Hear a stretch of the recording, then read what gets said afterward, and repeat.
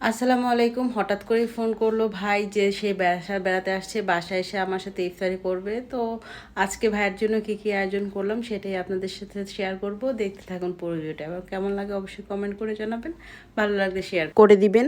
আমার ভাই সবসময় আমার হাতে নুডলস খেতে অনেক বেশি পছন্দ করে। আম্মু যেহেতু বাসায় সবসময় আলুর চপ, বেগুন, পেঁয়াজু মানে ভাজা পোড়া টাইপ জিনিসগুলাই করে, আমাদের বাসায় এই ইফতারিগুলো অনেক বেশি চলে। প্রতিদিন তারা এটাই ইফতারি করে।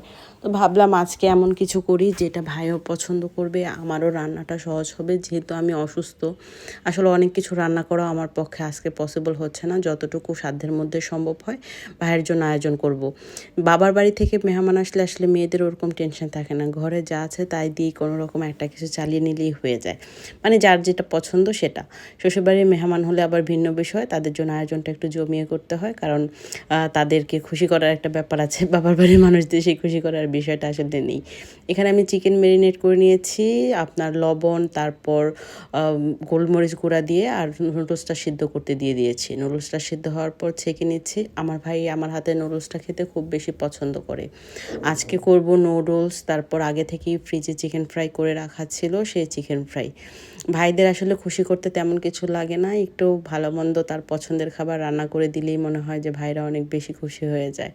আমার ভাই হচ্ছে সেরকম একটা মানুষ, তার যখন কোনো কিছু খেতে ইচ্ছে করে, ভালো খাবার বা যে কোনো মজার খাবার যেটা আমি রান্না করতে পারি, তখনই সে আমার এখানে চলে আসে, আমার বিয়ের পর থেকেই।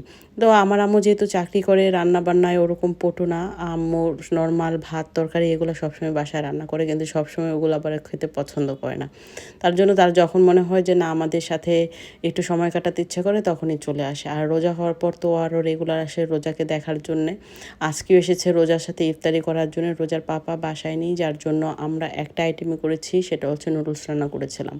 আর সেই সাথে আগে থেকে চিকেন ফ্রাই করে রাখা ছিল। তো ভাবলাম যেহেতু ইফতারি একবারে খালি নুডলস ভালো লাগবে না, একটু চিকেন ফ্রাই আর পরোটা ভাজি করি।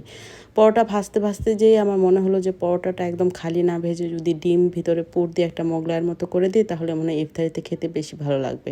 তো পরের পরোটাগুলো আমি আর ওভাবে ভাজি করে নিই, আর বাকি যে চিকেনগুলো ছিল সেগুলো আমি বসিয়ে দিয়েছি ভাজার জন্য। এগুলো একটা ফ্রাই করে তুলে রাখবো, সবগুলো আজকে একসাথে খাওয়া হবে না। তো যেহেতু ভাবলাম বের করেছি ফ্রিজ থেকে, চিকেন ফ্রাইটা করেই ফ্রিজে রেখে দিই, তাহলে পরের দিন চাইলে ঝটপট করে খাওয়া যাবে। তো এখানে আমার মোগলাইটা একটু পুড়ে পুড়ে গেছে, কারণ আমি যেহেতু কারেন্টের চুলায় রান্না করছি, এটাতে আমার আসলে পরোটা ভাজার এক্সপিরিয়েন্স নাই, নতুন কেনা চুলাটা, যার জন্য ওরকম প্রবলেম হয়ে গেছে। ইয়াটা একটু পোড়া পোড়া হয়ে গেছে। যাক, এটা কোনো বিষয় না, নিজের ভাই খাবে, ভাই তো আর বদনাম করবে না। তো এটা হচ্ছে আমাদের রাতের আয়োজন। ছোট্ট করে রাতের আয়োজনটা দেখিয়ে দিলাম। সেহরিতে আমরা রান্না করেছিলাম মুরগির মাংস আলু দিয়ে মুরগির মাংস আমার ভাইয়ের অনেক পছন্দ। আর সেই সাথে সাদা ভাত, ডাল আর সালাদ। তেমন কিছুই করিনি, কারণ আমি যেহেতু অসুস্থ।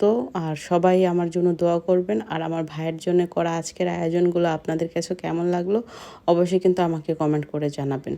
আল্লাহ হাফেজ। আজকে ভালো থাকেন সবাই, দোয়া করবেন আমার জন্যে।